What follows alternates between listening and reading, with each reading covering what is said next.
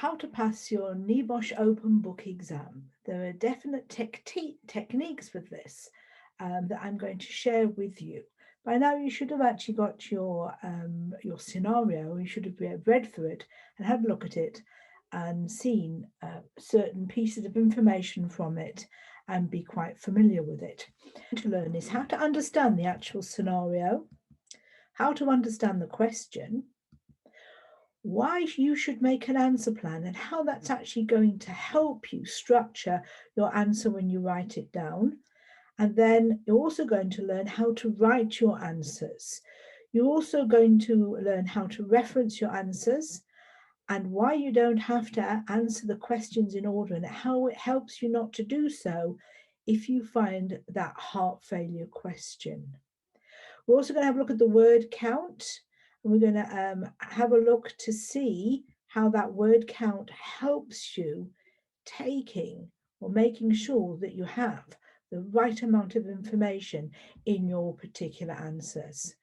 We're also going to look at the importance of taking breaks so that your brain doesn't go into overload and that you can focus all the way through.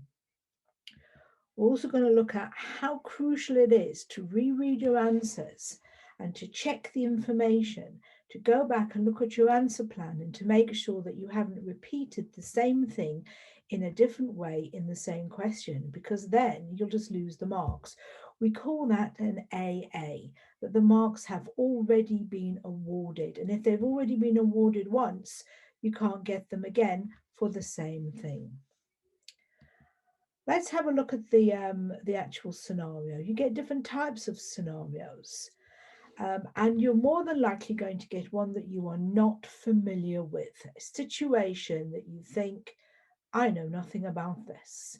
And I'm going to teach you how you're going to deal with that to be able to apply your knowledge that you've learned to this particular unfamiliar situation. We're also going to look about writing notes about the scenario to help you answer the questions. Now we're on to the questions. We're going to look at how we're going to understand the questions, about reading the question and underlining the key words with the specific requirements for that particular question so that you don't go off track on a different topic, even though it might be relevant to health and safety. If it's not relevant to the question, you will not get the marks. Sometimes you get asked, you have to relate all the answers to the actual scenario. No, you don't, unless the question says relate all your answers to this scenario. But more often than not, it will tell you to relate to the scenario where appropriate. So therefore, you don't always have to use the scenario, but if you can, it's really good practice to do so. But if you're not going to relate it all to the scenario, where can you find other information to help you answer the questions? Or you can find them on the internet, you can find them from your course books, you can find them by searching around other information. You can use guidance, you can use legislation, you can use your national legislation, you can use international guidance as well. And also potentially you can use your own industry specific standards. But whatever you do, you have to reference it, and we're going to talk about that soon. So there are pitfalls, and the pitfall is that students do not read the question. They just pick out one or two of those keywords and think, oh, yes, we're going to write all about it.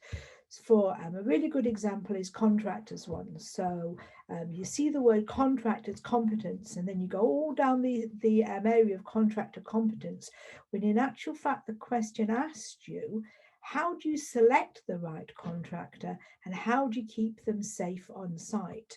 So it's not just about contractor competence, it's about keeping them safe on site. So we're going to look at some of the pitfalls that we have with this. So let's take the first question for this particular scenario. So task one, we're going to be discussing the moral reasons for managing health and safety. We're not going to be looking at financial, and we're not going to be looking at legal reasons. We're only dealing with the moral reasons for managing health and safety. So Question 1 says, you've been asked to chair the Health and Safety Committee meeting. Before the meeting, you decide that you will open the meeting by reminding everyone of the moral expectations of health and safety. We are only going to deal with moral. If you go off to financial or legal reasons, you will not get the marks. It says for you for the question, prepare the notes of the moral arguments that you will use at the meeting. What do they mean by a moral argument? What is an argument? If you think back to your own life when you have an argument with somebody, what are you trying to do? You're trying to get them to see and agree with your points of view. And that is exactly what you're going to do in this particular case. You're going to put the reasons forward as to why they should agree with you for the moral reasons, how it will benefit them, what are the consequences of not having good health and safety on site. The scenario is what we call a negative one, where you've got a poor health and safety culture and things going on there that are not good. So we're going to use some of those ones in our answer, because it says you should support your answer where applicable using relevant information from the scenario, because we're going to have to justify it. So now we know we're only looking at moral expectations of health and safety, and we're looking at reasons why health and safety should be paramount within the organization, and we're going to have to convince them that they're actually going to have to do something about it. The question's worth 10 marks. 10 marks. This means that you need 10 separate different points for your arguments for this, and I would number them. But before you even start even writing a word down, you've got to be careful that you don't have repetition. So we teach something called writing an answer plan. So your answer plan is literally a list. It keeps you focused, keeps you on track for moral things, because you're only going to write 10 things down and then you're going to write about them. So it keeps you focused on the actual question. And you can always go back and reread and look at the question to say, actually, does that answer the question? I'm going to be doing this all the time. That answer plan stops you from repeating the same point more than once. Because if you repeat it more than once, like I'm repeating myself again, you will not get the marks. You'll get the marks for the first time you said it, and then all the rest will be marked down as an AA, already awarded, no marks. Such a waste of time and effort. It also means, the answer plan, that you can keep track of your answers easily. So you can go back and you can have a look at your answer plan, especially when you do your 10 points and maybe you've only got 7 or 8, and then you get that brain freeze and you think, oh my God, I can't think of any more. It doesn't matter. You're still going to start and you're going to write your answer for those 6, 7 or 8 points. But later on towards the end, you're going to come back and look at, well, actually, we need some more, but what have I written about? You don't need to reread everything you've written. You just need to look at your answer plan to see which ones you've written, and then you can add the extra ones in. And those extra ones will come to you as you're busy writing all the answers to all the others, because some of them apply to the same sorts of questions. It's a reference point, so you can refer back to it so that you don't make a mistake. So how do you construct your answer plan? If the question is worth 10 marks, you need 10 separate and different points, not 8, not 5 with justification, or 3 with 4 lots of justification. You need 10 separate points with 10 lots of justification. If the question's worth 8 marks, or the 10-mark question's been divided between 6 marks and 4 marks, then you need 6 marks, you need 6 separate points and the justification as to why you said it, because they will never say list your reasons. It will always ask you to for your opinion or your arguments for this. The word count for the whole question should be around 300 words. So around 30 words per point. But you don't, if you do 25 for one or 15 for one and 45 for the other, it doesn't matter. But the whole thing should be around 300 words, and you should keep track of it. Because if you go over your 3,000 words that you have for the 10 questions, the examiner will stop marking. So if you do 500 words for the first question, 500 words for the second question, by the time you've got to the sixth question, you're already on your 3,000 words. He might or might not mark questions 7, 8, 9, and 10. That's potentially 40 marks down the drain because you've waffled over the first 6. So please make sure that you keep track of that word count and that you don't go over or under. Well, don't go over by more than 10%. But if you're under by quite a bit, it means you haven't put enough information in and you won't get the marks.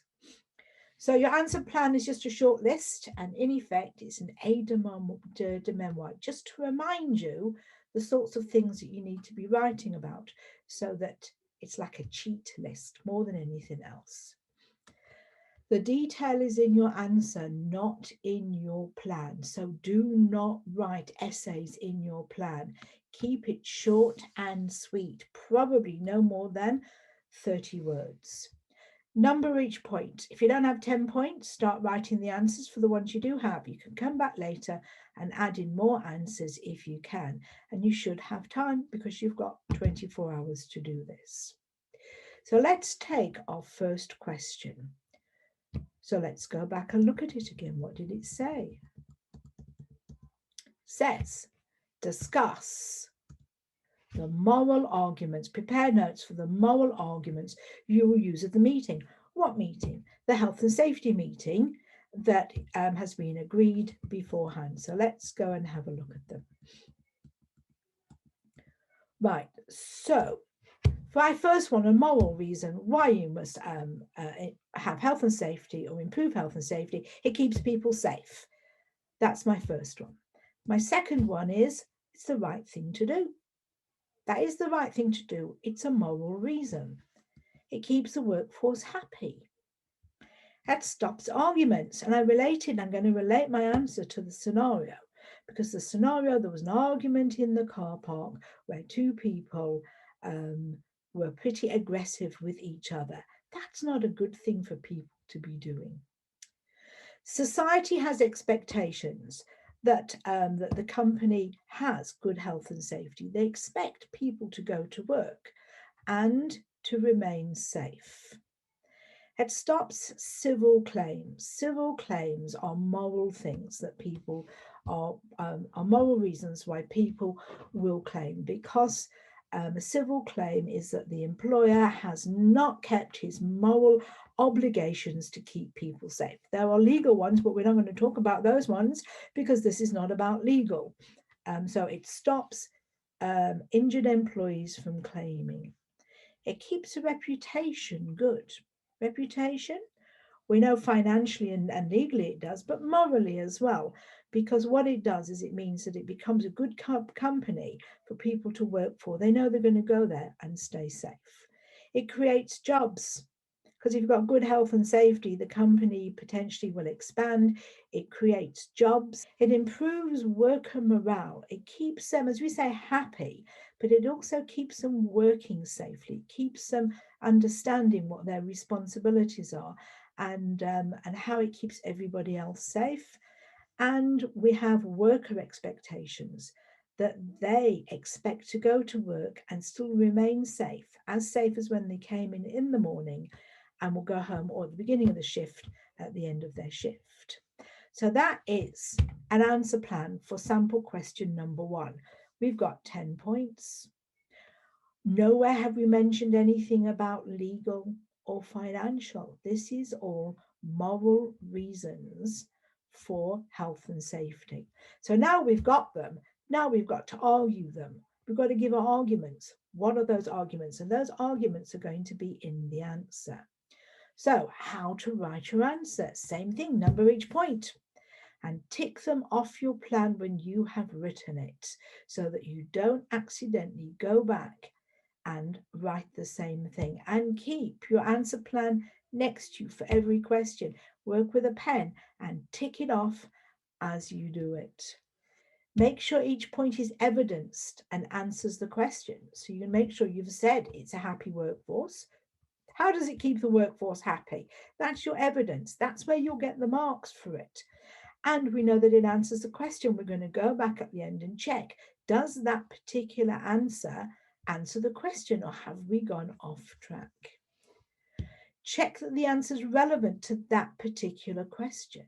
It might be relevant to health and safety, but is it relevant to the question? If it's not relevant to the question, you will not get the marks. And I'm repeating myself over and over again because this is a common pitfall, that people go off on a tangent. They want to show what all their knowledge is, but if the knowledge doesn't answer the question, they will not get the marks. We've said use a scenario where it's relevant. You have to use it where it's relevant. But if it's not relevant, then you're not going to use it. But if it says you can only use a scenario, then you must only use a scenario. But our question didn't say that. It says use a scenario where applicable. Keep track of your references as you look things up. So you've got your answer plan next to you. And as you're busy looking things up, just jot down on that answer plan where your references are. Was it your course book? Did you look up something on Google? Was it the Health and Safety Executive website? Was it an industry standard? Was it an ACOP? Just jot it down, because later on you're going to have to put them at the end of your answers to stop you losing marks for plagiarism. So this is my sample answer. Moral arguments, here's points 1 to 5. 1, it keeps the workforce safe. We've said that. We know that was point 1, and we're going to tick it off. And it says here the justification is it ensures that they go home from work without the work affecting their safety and health. That's what they are entitled to. Point number 2, it's the right thing to do. The workers, investors, and stakeholders expect that the safety of the workforce is considered as being extremely important and that profit does not take precedence. This is a good moral argument. 3, the workforce remains happy because they know that the company cares about them and their well-being.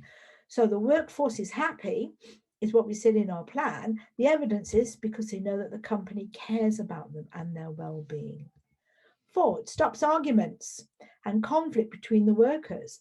If the car park had have been included in the health and safety management system, then the near miss would have not happened and the subsequent conflict averted. You do not want your workforce arguing or disagreeing with each other, because it actually affects their work and it affects their well-being. 5, society expects that a company looks after its workforce. It is no longer acceptable for a company to ignore this moral responsibility. You can put in anything there around that bad news sells newspaper, that the media will catch on to this very, very quickly if a company isn't looking after the workforce. And society expects that they do. You do not need to be in the news for the wrong reasons. You need to be in the news for the right reasons. Answer number 6, it prevents civil compensation claims in courts and bad feeling between injured workers and the company. A safe workforce has improved productivity. So if they're not stopping because they're feeling that they're not well looked after or well cared for, then productivity will go up because they won't be worrying and there won't be compensation claims in the court. 7, it keeps the reputation of the company high. A company that looks after its employees has reduced staff turnover and attracts and keeps excellent workers. That's a moral argument. There are other benefits, financial and legal benefits for this, but the moral benefit for this one is it keeps excellent workers, so you don't lose them to another company. A safe company saves on waste and downtime, allowing it to expand. It therefore creates jobs and keeps people in work. This is good for their mental health and for the economy. This is moral reasons. We want to keep people in work. We want them to be able to go home to earn money and to be safe in their outside their work as well. It's good for their mental health and for the economy. Number 9, it improves worker morale. It reduces unnecessary absenteeism and sickness, and the workforce comes to work and they are productive. You don't want them at home moaning and groaning and complaining and being ill. You want them at work being productive and happy. And 10, it means that the workforce themselves will get involved in keeping the company safe, especially if they're encouraged to report issues without fear of being blamed and know that they are listened to. The workforce usually have suitable solutions to problems and will share them with management if they feel valued. And that solves a lot of problems elsewhere. So the word count on that was 277 words. Not quite 300, but enough to get us 10 good points. Nowhere have I repeated anything at all. Nowhere have we said anything about financial or legal reasons. And as I've done them, so I have ticked them off my answer plan so that I know that they are done. Done and dusted, finished, end of story, 10 marks. Question 1. Thank you.